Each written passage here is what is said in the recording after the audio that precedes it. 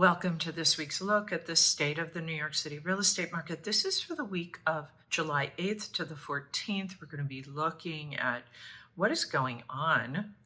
What is going on in the New York City real estate market? There are so many changes, things that are happening. Definitely, we're seeing a difference in the Manhattan market versus the Brooklyn market, and the luxury market, of course, is its own market, as it has been for a while now. We're going to get started in a moment. If you are an active buyer or seller, you're definitely going to want to stick around, because at the end of this report, I'm going to give you my recommendations. This is not an easy market to navigate, and you're definitely going to want to take those recommendations and use them to your advantage so you can have the best possible outcome.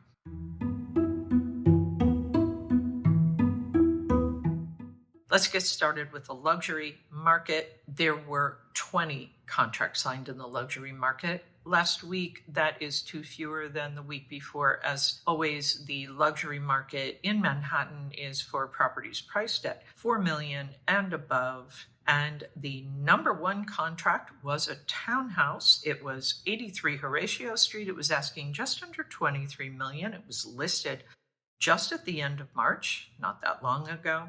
This is a 5-story, 23-foot wide brick house. It has 6,220 square feet. It includes 5 bedrooms, 5 bathrooms, 2 powder rooms, and 4 fireplaces. Back in January of 2015, it was purchased for about $10 million, and then it underwent a 4-year renovation and has not been lived in since. This house does not have an elevator. However, it does have a 30-foot by 23-foot landscape garden, and it does have terraces on the 5th floor and the roof. The number 2 contract was Penthouse 8 at 212 West 18th Street. It was asking just under $16 million, and it was listed in October. It is a duplex. It is a condo. It is about 3,100 square feet. It includes 3 bedrooms, 4 bathrooms, and it occupies the 20th and 21st floor of a building called Walker Tower. The living room opens onto a 190 square foot terrace, and the family room is off the kitchen. The unit has north and east panoramic views of the city. The amenities in the building include a concierge full-time doorman, landscape roof terrace with dining area, fitness center, yoga room, sauna, bicycle room, children's playroom, and a library lounge. Total weekly asking price sales volume, $175,880,000. Average asking price, $8,794,000. Median asking price, $6,600,000. Average discount from original ask to last asking price, 10%. Average days on the market, 824.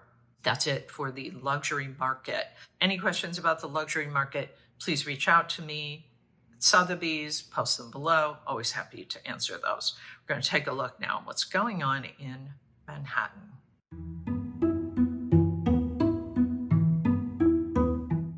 We saw a pop in the supply last week in Manhattan. 387 properties came on the market, up 158%. Contracts signed up almost 17%. Also a nice pop.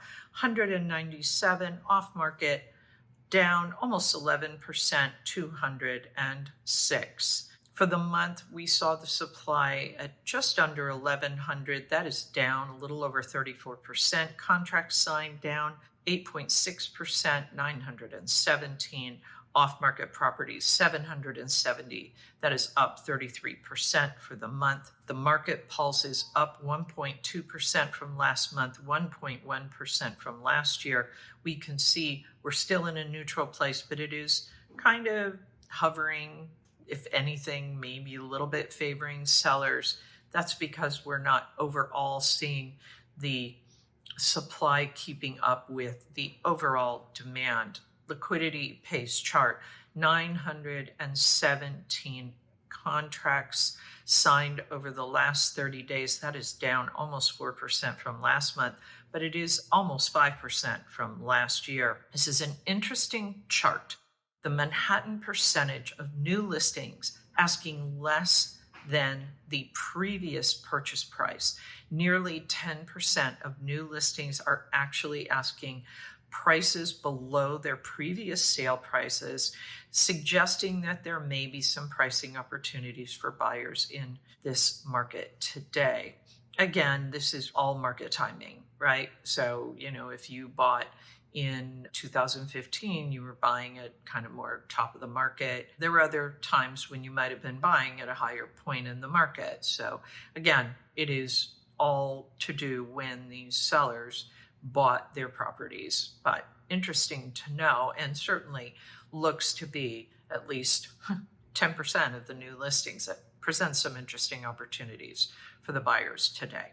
Okay, that is it for the Manhattan report. We're going to get into more details on the Manhattan market at the end of the report. We're going to shift now, though, and take a look at what's going on in Brooklyn, because it's a different story than what is going on in Manhattan.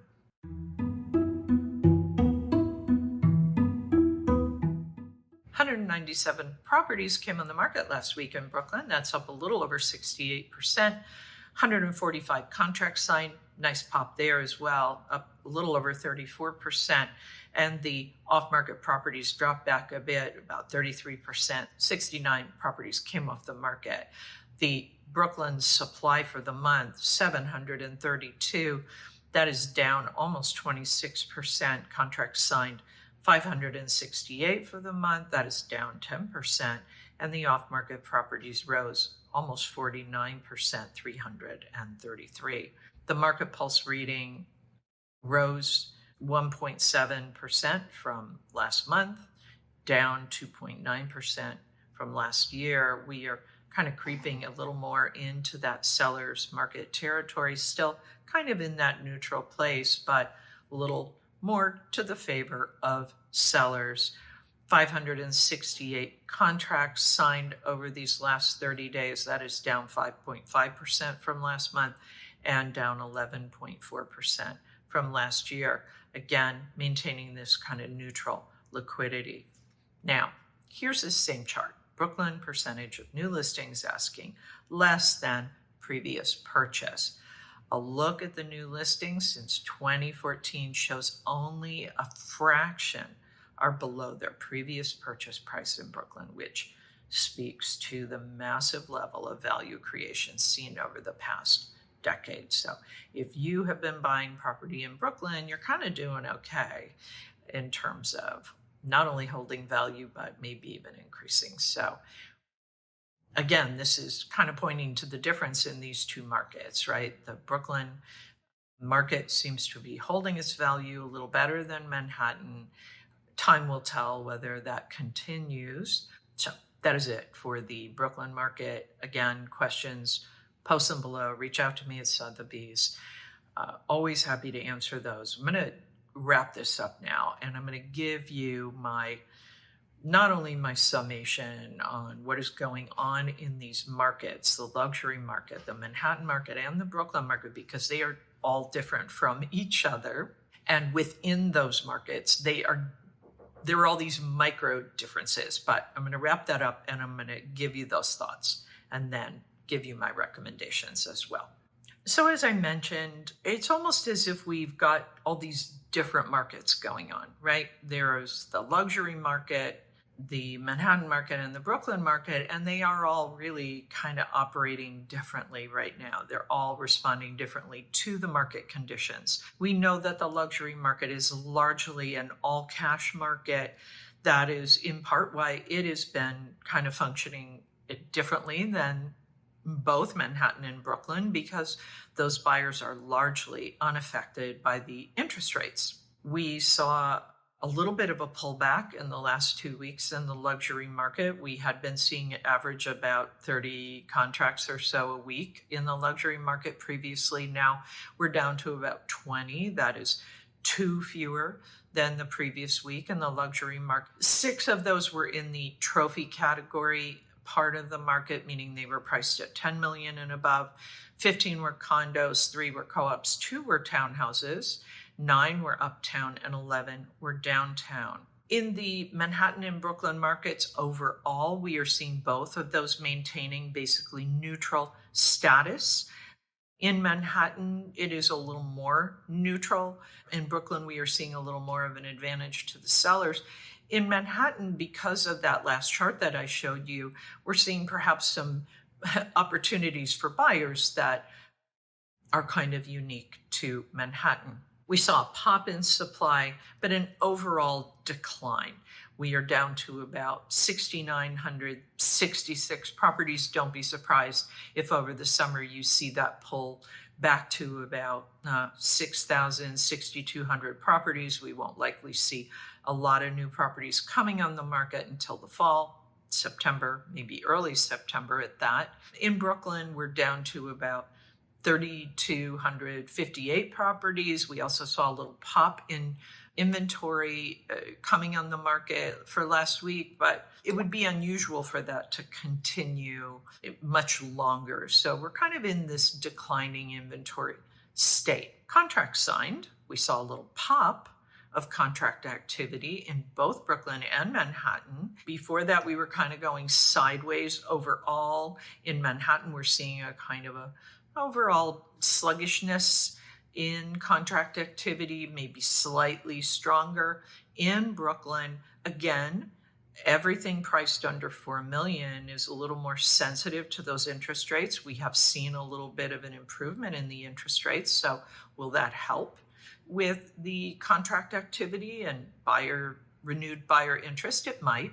Buyers are definitely out there. We are seeing offers, we are seeing contracts signed, but we're just, this is just a slightly suppressed market as it has been.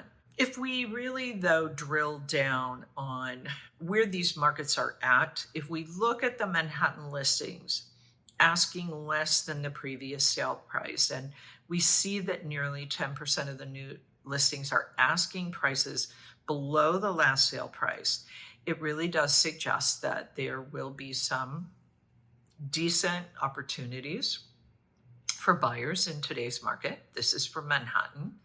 And in Brooklyn, though, only 1% of the market currently is seeing this kind of pricing below where the previous sales occurred. And this is divided pretty evenly between co-ops, condos, and townhouses. So this is not likely to be where buyers will see value. They will likely see it more in Manhattan. The good news is, for those people who have been buying in Brooklyn, their value seems pretty secure for the moment. And that is probably good news there. If we want to talk about off-market properties, we saw that the off-market properties were down for the week and up for the month. We would expect to continue to see the off-market properties rise unless suddenly the buyers really start to jump in. Perhaps we see something change with the rates, the mortgage interest rates. It will take probably some kind of an event to trigger something more than what we're currently seeing. Okay, that is it for this week's look at the state of the New York City real estate market. As I have been saying, I am never too busy to help you with your real estate questions and your real estate needs. Please contact me if you have any questions about your situation, if you would like to get some advice, if you would like to talk about a good strategy for something that you're thinking about doing or that you are doing. Please feel free to reach out to me at Sotheby's. You can post your question or contact me below, whatever you like. As always, my thanks to the Olshan Luxury Report and to Urban Digs. The work they do helps me to help you to make great decisions. I'll be back next week with the very latest news on what's happening in the New York City real estate market. In the meantime, take care.